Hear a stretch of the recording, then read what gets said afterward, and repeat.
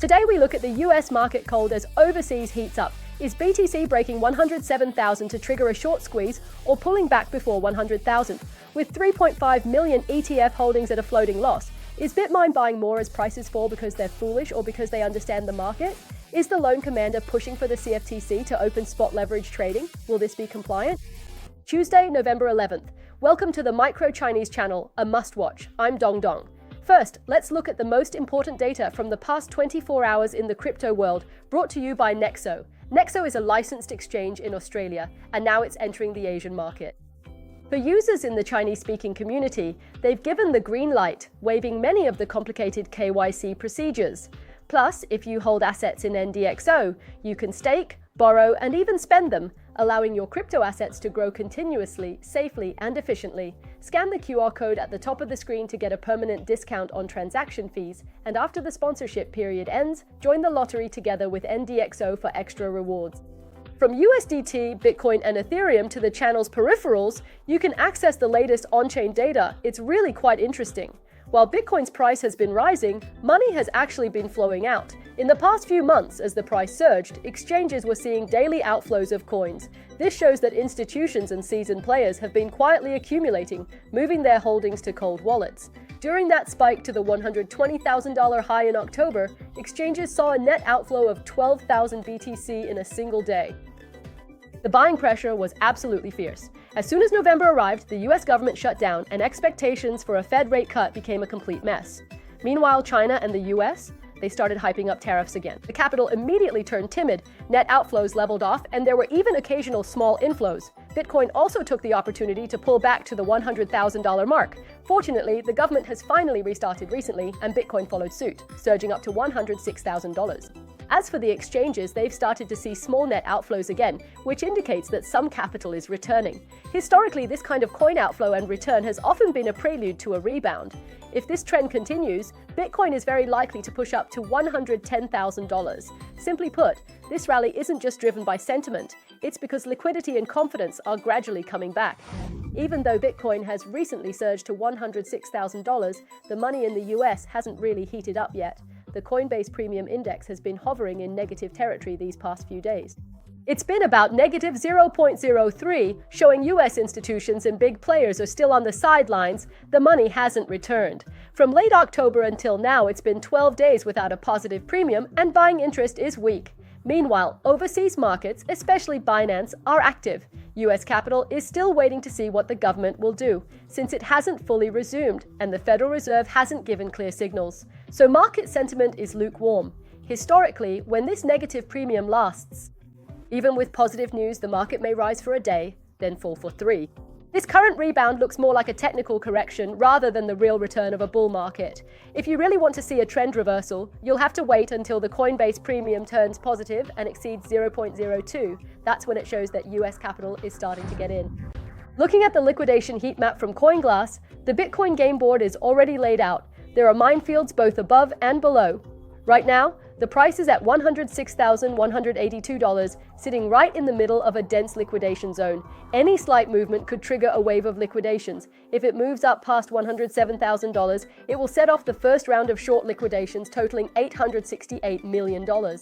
Resistance at $108,500 is tougher, with $1,515 million at stake. At $110,000, it's the main bear stronghold, with $1,930 million.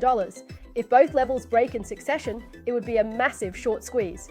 Looking down, there are $989 million in longs at $104,000, defending the crucial $100,000 mark.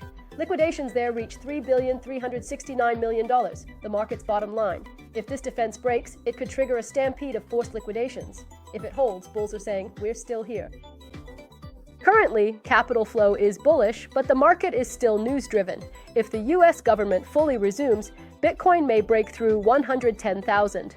If news is delayed, it could fall back to test 100,000 support. In summary, 107,000 is the tipping point, and 100,000 is the bottom line. Everything now depends on news and trading volume. Like and follow for the latest crypto, blockchain, and mining updates. Click the bell to join and get members-only wealth codes every Friday. Bitmain really dares to make bold moves. Just in the past week, they swept up another 110,000 Ethereum, which is a third more than what they bought last week. Now they're holding 3.5 million ETH in their hands, firmly securing their position as the world's #1 Ethereum holder. Simply put, they're betting everything on ETH. They truly believe in it and are bold about it. So here's the question. With this whale buying more aggressively, should retail investors be excited or worried? On-chain analyst Eugene noted that although Bitmain keeps buying as the price drops, their average Ethereum holding cost is $4,020. Since the current price is well below that, the company faces an unrealized loss of about $1.66 billion. What seems like conviction-driven accumulation is actually a high-stakes gamble under pressure. I'm concerned about Ethereum. It shouldn't go any lower than 4,000. I expect it to move up to 5,500. I like Ethereum a lot. It's my favorite among the cryptos. Some of these have a slightly smaller market cap compared to some of the large caps, so Reddit, I think, is phenomenal. Crypto quant analyst markets pointed out that the average order size in the Ethereum spot market is rising. This indicates that institutional investors are re-entering the market. Data shows that when ETH pulled back to around $3,200, whale trading activity increased significantly. The market may be entering a period of low volatility accumulation, paving the way for a subsequent rise. A few days ago, Shane Marcus said that as long as Ethereum holds the $3,000 to $3,400 support line, the market can maintain its rhythm. Now, not only has ETH held that line, it's firmly standing above $3,600. This means the bottom has been established. Even better, not only has the price stabilized, but capital is rotating. Long-term holders aren't selling, exchanges are seeing outflows, showing money is moving into cold wallets, and large institutional orders are active again. The options market is betting more on the upside than the downside. With the US government back and the dollar weakening, US Treasury bonds have caught a breather. Market sentiment has shifted from defensive to offensive. In short, this rally isn't driven by hype. It's structural. As long as the trading volume keeps up, 4,500 isn't a dream, it's the trend. The whole issue of US regulation has always been pretty messy. Congress still hasn't made a final decision on who will actually be in charge over there. They've just started competing among themselves. Acting Chair. Caroline Pham is taking direct action, planning to use existing options to allow exchanges to compliantly offer spot leverage. This means that in the future, institutions won't have to go overseas to trade crypto. They'll be able to use leverage to buy Bitcoin and play with Ethereum directly on US domestic platforms. Compared to futures, this method is closer to the real coin price, more flexible, regulated, and less likely to burn you. Even as the government nears shutdown, Pham keeps moving forward. This says it all. While others close doors, she's building roads. The US CFTC has introduced a new policy allowing stablecoins as qualified collateral in the derivatives market, with a pilot program launching at clearinghouses in Q2 2025.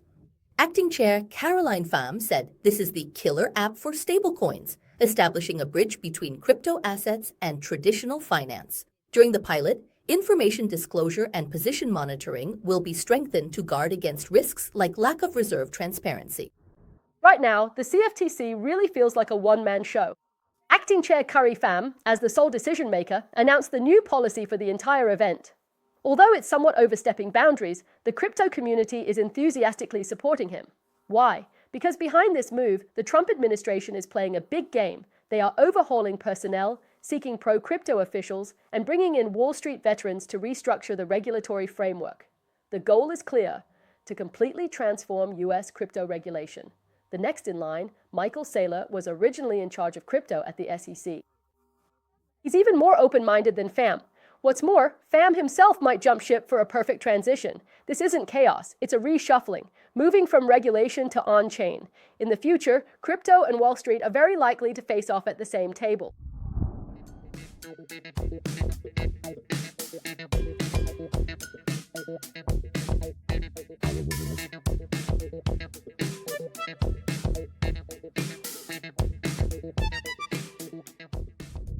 Here, there are legends of overnight riches, as well as carefully crafted scams. This is a dark forest of unregulated development, but it also nurtures the spark of hope leading to a brighter future. The destination of faith is freedom, and the endpoint of consensus is equality. BitcoinTV, guiding you through the fog to see the future and helping you gradually become wealthier together. The UK and US are working on mutual license recognition, while the EU's MiCA is already in effect, whose rules will attract more institutions. With inflation near 300%, Web3 has emerged. In Argentina, with an 18.9% crypto adoption rate, crypto is a lifeline. Now, the UK and US are ramping up efforts in crypto. In September, the Treasury launched a transatlantic initiative, and the Future Markets Group must submit a digital asset regulatory report in 180 days. In the UK, the Chamber of Commerce is calling for blockchain to be included in the Technology Cooperation Programme. As a result, in November, the Bank of England immediately rolled out a draft regulation for stablecoins, planning to finalize the rules by 2026. It's almost identical to the US's Genius Act. The level of coordination between the two sides is even more in sync than a couple. Amidst this wave of cooperation, former UK Foreign Secretary Lisa Cameron also made a big move, revealing that the UK and the US are planning to make crypto licenses mutually recognized. If this really happens, it would be the biggest boon for cross-Atlantic players. That's, as you said, very important in terms of providing regulatory clarity for consumers and investors. Former MP Lisa Cameron said in an interview at the United Nations City Office in Copenhagen that the US and UK are collaborating to set up a core crypto regulatory sandbox. The aim is to create a mutual recognition system for crypto licenses, so licenses from the UK can be used in the US and vice versa, reducing redundant compliance costs. She said, industry groups have long awaited regulatory clarity, and if this system is adopted, it will benefit multinational companies and could also be a model for regulatory reform in the EU. This large-scale cross-border sandbox is not just about saving some compliance costs. It's actually a major contest over who gets to regulate global cryptocurrencies. The UK is in an awkward spot. It wants to align with the US to stay relevant, but the US is dominating with ETFs and stablecoin laws, while the EU is setting rules with MSCA. So the UK is like cream in a sandwich cookie, so fragile that even a small nudge could make it crumble. Lisa Cameron put it very bluntly. We originally built our reputation on the City of London and an open banking system, but now, due to political delays, we're on the verge of being marginalized. Companies and teams are moving to Dubai, and American institutions are happily taking over. Behind all this is a geopolitical struggle over digital finance. To put it plainly, if the UK doesn't want to be kicked off the table, it needs to be strong on both fronts. You have to set new rules and break the old order. If you ask which country understands Web3 best, Argentina deserves a Survival by Practice award. With 300% inflation and the peso slipping daily, the government still tries to control how many US dollars you can exchange. So the whole population has become experts at surviving on the blockchain. Wallets are more useful than ID cards, and stablecoins are their second currency. Peer-to-peer transactions have doubled, and crypto is nearly written into the constitution. Universities teach blockchain. Provincial governments collect taxes in Bitcoin. Soccer star Lionel Messi plays with NFTs. And President Javier Milei says the central bank can't compete with Bitcoin. While others talk ideals, they focus on survival. You trade crypto for dreams. They use it to survive. That's Web3 geniuses driven mad by inflation. Data shows that from 2023 to 2024, Argentina's cryptocurrency ownership rate was 18.9%, fourth globally. Coinbase estimates 5 million people in Argentina use digital assets every day, with last year's transaction volume $91 billion, 6.7% year-on-year increase, raising its global ranking to 13th. What's even more remarkable is that stablecoin transactions account for as much as 61.8%, far exceeding the global average. Leveraging a strong technological foundation, Argentina has already produced more than 40 Web3 companies, covering exchanges and infrastructure in other sectors. When it comes to Argentinians, they really dare to go all out. While others are driven into poverty by inflation, they've been forced to become top-level players. International capital like a 16Z and Paradigm are all betting heavily on the Argentine market, and the reason is simple. The more ambiguous the rules, the more opportunities there are. 105,000 developers are coding, writing smart contracts, and running nodes every day, making Buenos Aires look more like the underground Silicon Valley of Latin America. The government is still trying to catch up, but the people have already built their own financial system. Issuing tokens, exchanging currencies, collateralizing, voting, DeFi operations come naturally. Giants like Dinos and Coinbase have jumped in to grab talent and market share, and even black market currency exchanges are teaching people to use stablecoins. While others rely on central banks to save their economies, Argentinians rely on blockchain to save their future. The higher the inflation, the more prosperous Web3 becomes. This place isn't being left behind, it's being forced to lead. Binance has won another award. This time, it's the 2025 Regulation Asia Awards Best Crypto Asset Trading Platform of the Year.